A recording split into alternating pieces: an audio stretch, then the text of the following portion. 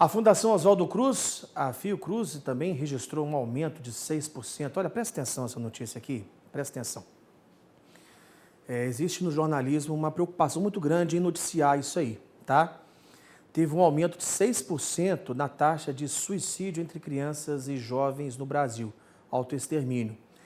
Na pesquisa, os especialistas indicam mais atenção e informação sobre esta situação de autoextermínio. Então, presta atenção nessa matéria que eu vou mostrar para você agora na tela do alerta.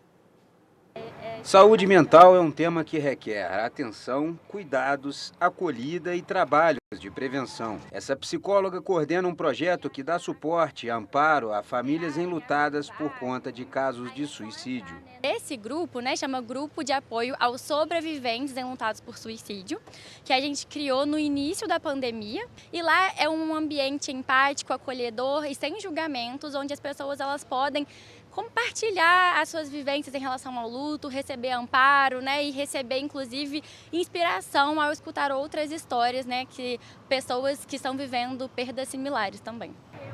Uma pesquisa realizada pela Fiocruz foi divulgada no intuito de mostrar dados e incentivar reflexões importantes sobre saúde mental. Nós conversamos com essa pesquisadora que mora nos Estados Unidos. Ela explica o objetivo do estudo, que durou cerca de uma década. A gente começa a observar, e a gente vai fazer essa observação ao longo desse período, e a gente nota que houve um aumento, das taxas de suicídio ao longo do tempo, das taxas de notificação também, por autolesão, e mais ainda, especificamente, esse aumento, ele é mais pronunciado quando a gente fala da população mais jovem.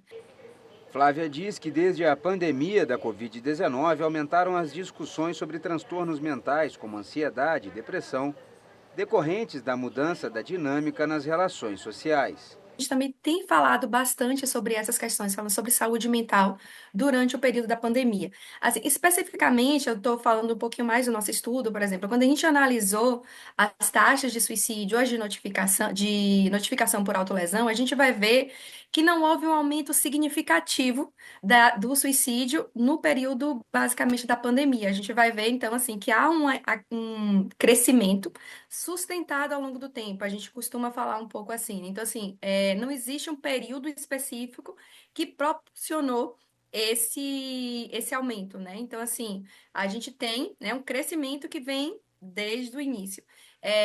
Mas, assim, a gente sabe que os estudos, eles vêm discutindo um pouco mais. Além desse aumento de 6% de suicídio entre crianças e jovens, as taxas de notificações por autolesões na faixa etária de 10 a 24 anos de idade também evoluíram 29% no período de 10 anos de avaliação da pesquisa.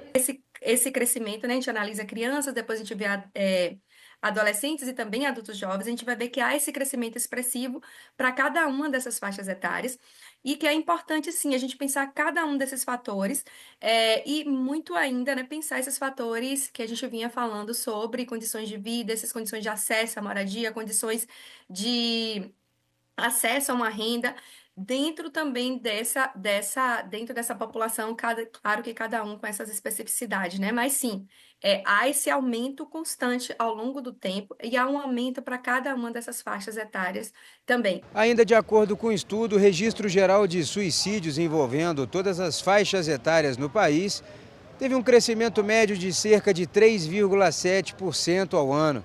Esses dados vão na contramão da escala global, já que houve uma redução de 36% no mundo.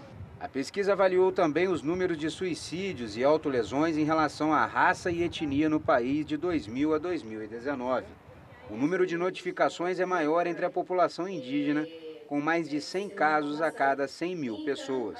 A população indígena, ela tem a maior taxa de suicídio, Também tem esse crescimento ao longo do tempo, ela tem a maior taxa de suicídio, a maior taxa também de autolesão, mas quando a gente fala sobre o sistema de informação hospitalar, que requer um acesso a esses serviços, dentre outras questões, por exemplo, a gente vai falar sobre barreiras de acesso, essa população, ela tem a menor taxa. Então, a gente levanta um pouco também essa questão de que essa população, ela pode ter aí uma dificuldade em acessar os sistemas, o serviço de urgência e emergência, como os serviços hospitalares.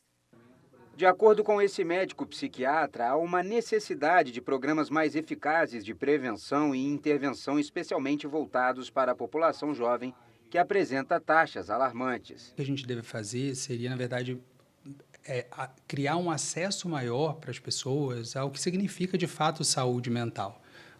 O estigma é o principal obstáculo que as pessoas têm a conseguir ter acesso a serviços de qualidade, buscar precocemente ajuda e aceitar ajuda quando é necessário. Um dos pontos observados pelo especialista é que, apesar dessas estatísticas, nós não temos hoje no Brasil, na rede pública principalmente, serviços de atenção para a infância e a adolescência. Além disso, existe um estigma de que as crianças estão sendo psiquiatrizadas. As crianças estarem psiquiatrizadas também é um grande equívoco, né? O grande problema, na verdade, são as pessoas estarem cada vez menos tratadas e trabalhadas na saúde mental que elas têm.